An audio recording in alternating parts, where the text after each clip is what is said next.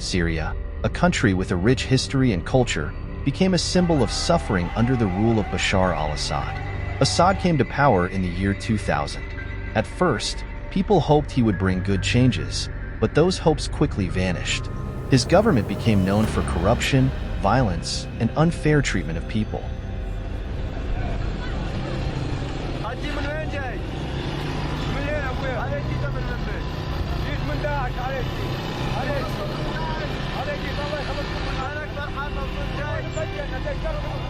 In 2011, Syrians stood up against Assad's rule. They wanted freedom and a better life. But Assad's government responded with guns, tanks, and arrests. Peaceful protests turned into a bloody war.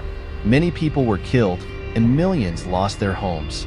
Assad's forces were brutal. People were tortured in prisons like Assad&Why, which some called a human slaughterhouse. Families were torn apart. At the same time, Assad and his friends lived like kings. They had fancy cars, big houses, and money, while most Syrians struggled to even buy food, but the people didn't give up. Over the years, different rebel groups formed to fight against Assad.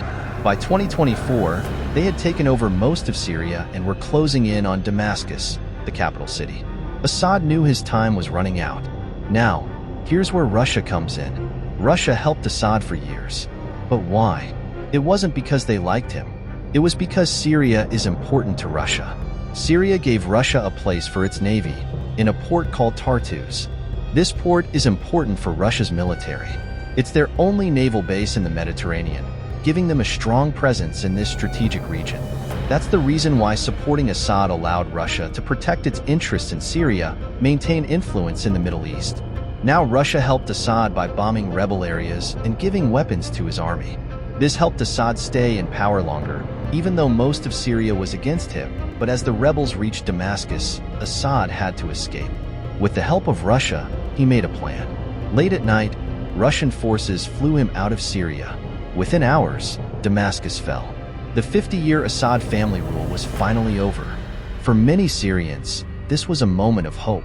The country had suffered so much: poverty, war, and fear.